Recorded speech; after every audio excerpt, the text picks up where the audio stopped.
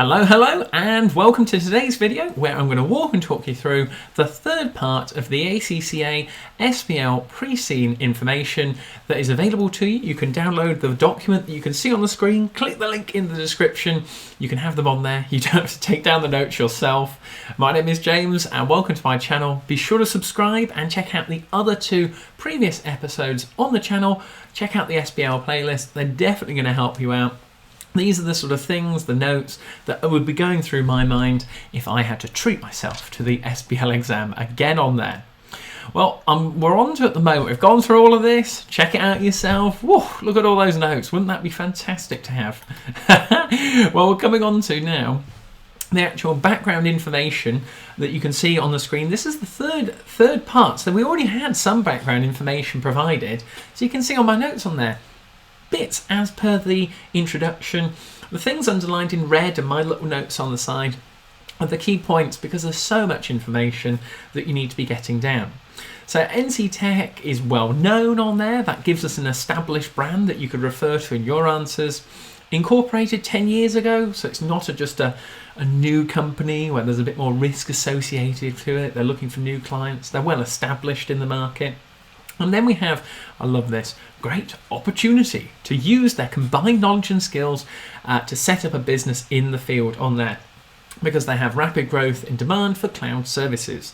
So they're already providing some cloud services, but as we know from the previous videos, it's going to be growing in the next 5 years a lot, so they've got to be planning ahead as well. NCTech operates as a public cloud service company. That is absolutely key that you get down. You can see from my notes, very key note to get down here. That talks about the actual level of service that they provide. So it's the least complex and the least expensive because they provide the IaaS service model. NCTech has never offered the PaaS or the SaaS service models. So if this is the first video you're watching on that, as you can see from my lovely notes on here, PaaS, platform as a service, SaaS, software as a service, those are the more complex and expensive ones that they could look to provide on there.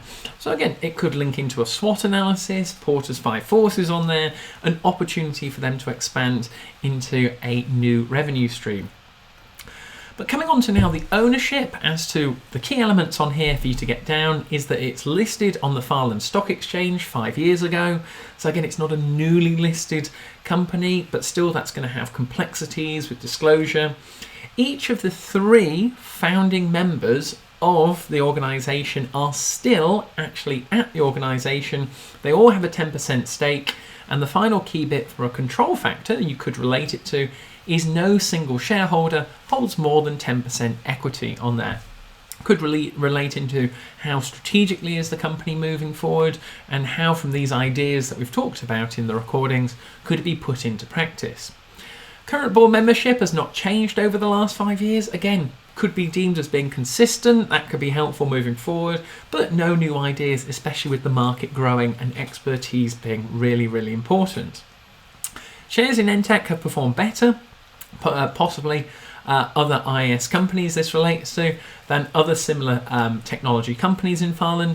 But then the key bit on here, unforeseen and significant fall in gross profit. That is where at the end of this video I'll show you those figures, but the key bit there I thought unforeseen. Well, what has happened? That could be a sort of thing that could be on the unseen information provided to you on the exam day. Not to overlook it. Pop that down in your notes on there. We're also told about, you can see on my notes here, potential models that this could fall into, especially with the vision, the mission and the corporate values. But the final point on those notes was without any direct or significant interference on that. So the absence of any dominant shareholders means that the board is generally free to run the business in its best interest. So a potential lack of strategy there. And again, that could link into a POPIT strategy, the people, organisation, processes, information technology, along with PESTLE on there, TARA and SWOT. I would get down in your notes. They're going to throw in some of those models in your examination. They're not going to signpost it where it's just all giving you the letters like you can see on the screen there. You've got to pick up on it and go, I can see the political, environmental, social factors here, such as with PESTLE, and then I can start to apply the model. Coming on to the vision now. Now this is really key for you to quote in your examination. Be specific on there. NCTech Corporate Vision is one of the leading service providers in Farland. And when I read that, I went, leading cloud service providers. And then it goes on to say, from the vision to the mission, is the mission of NCTech is to become a world-class cloud service company. Straight away I wrote down there, but NCTech do not provide PaaS. They do not provide SaaS on there in terms of their services. And when I think of world class, I think tip-top, they are going to be on it with absolutely everything that they do. Granted, they've got some other key bits on there about excellence and maintaining a strong brand, relationships, but there's no sort of definition or defining those outcomes. The expectations and measuring them, again, is not really specific enough on there. Again, could be a thing that could be linked into maybe an ethical question or a future strategy. So the PaaS and the SaaS, you can see at the bottom, platform as a service, software as a service, they are looking at a corporate vision of being world class on there as a service provider, but they do not provide 2 of the 3 services. Definitely worth noting down for you. They also have and touch on core values. Quote these within your answer. Yeah, it's absolutely imperative on there. Could relate to an ethical argument. So again, integrity, confidentiality. Who knows what they may throw in on the exam day. You've just got to be thinking on your toes. But the key bits again there, energy, excellence, excitement and ethics. I'm not going to dive into too much speculation on these sort of things. It's up to you on there. You've got to judge it on what the requirements are set on the day, but refer to those key specific areas in your answer. I've also highlighted for you on the screen the actual board structure. So I've identified where the founders are actually placed within the structure. We could have some issues if there are maybe some new employees who come on at board level. So the distribution of the non-executive directors versus the executive directors. And the other thing to bear in mind is we have no information on the finance director, marketing director, HR, and the non-executive directors. I would be expecting more information to be provided on the exam day as things are going to go wrong. So it's going to involve some of these people, and we're probably going to get some more information and probably some direct quotes from them. The 4 subcommittees, again, it does what it says on the tin, just to note it down: audit, nominations, remuneration, and risk committee. This is your knowledge from your audit exams, previous ones on there. But the thing what was interesting for me here, you can see in my notes, was NCTech is fully compliant with Farland's corporate governance code. Alarm bells will be ringing to me there. But what about internationally? We've been provided with the global figures for revenue and growth on their adoption rates you've seen in episode 1. So you've got to be thinking, well, are they compliant overall in terms of globally?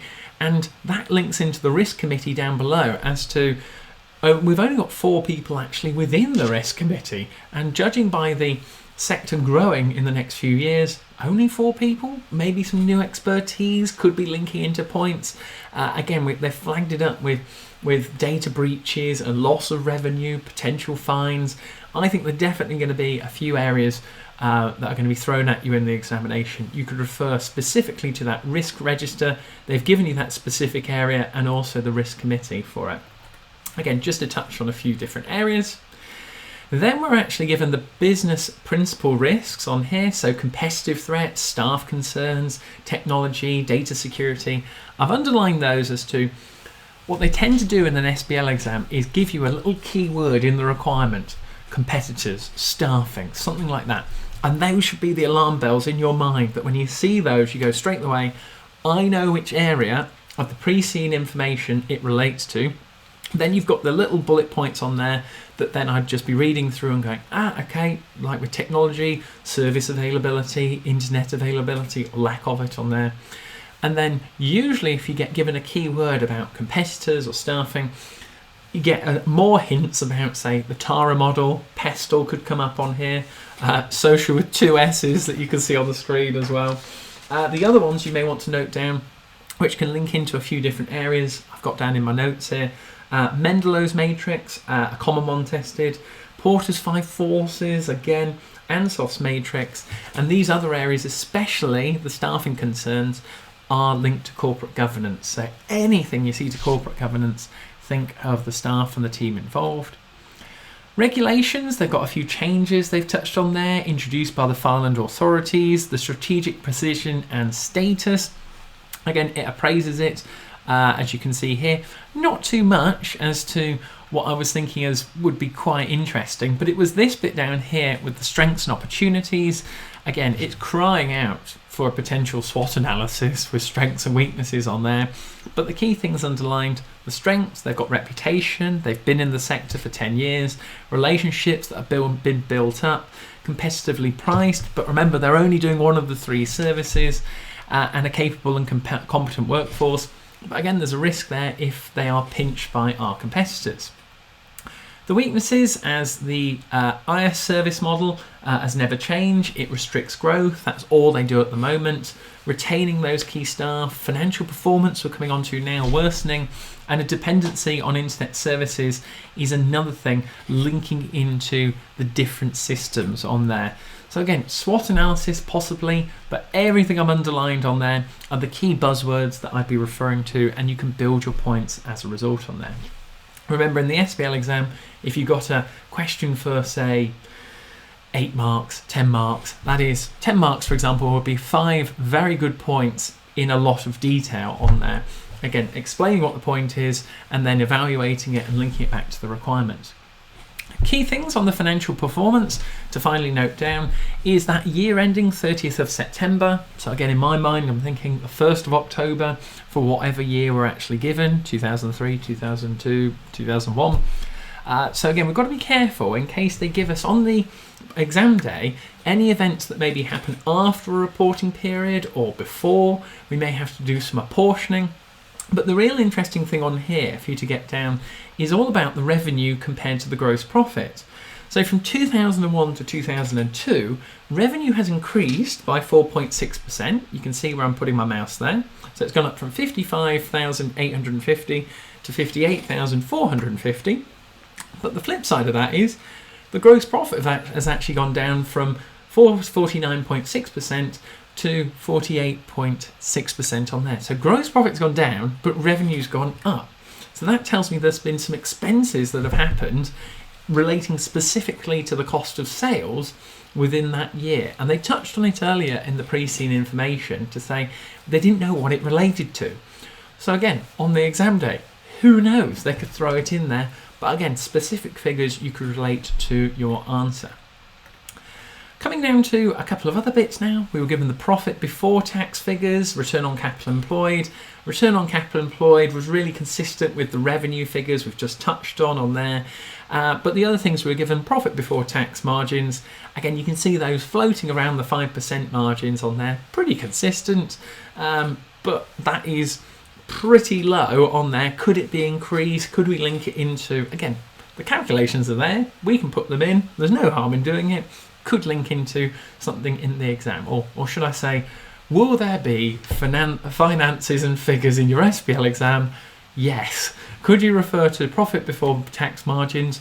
Possibly on that. It's better to have it in your arsenal, ready to go as a result on that. And the last figures that were given on the screen is all about the operational performance. For your notes on there, we've been given operational KPIs. We had that service availability as target number 1. The target was 100%. And you can see here we've been increasing, as in 2003, the latest ones were up to 96%. Still a 4% gap. But 2002, again, costs went up and then service availability went actually down. Again, could link it in. We're not sure. It depends what you get given on the exam day. Reported security breaches, they've mentioned it, and I've touched on it in the first 2 recordings. That is a prominent area they've noted about in all of the pre-seen materials. Again, it's showing an actual increase that we've had from 2001 to 2002, but something's happened from 2002 to 2003 where the reported security breaches have actually gone down.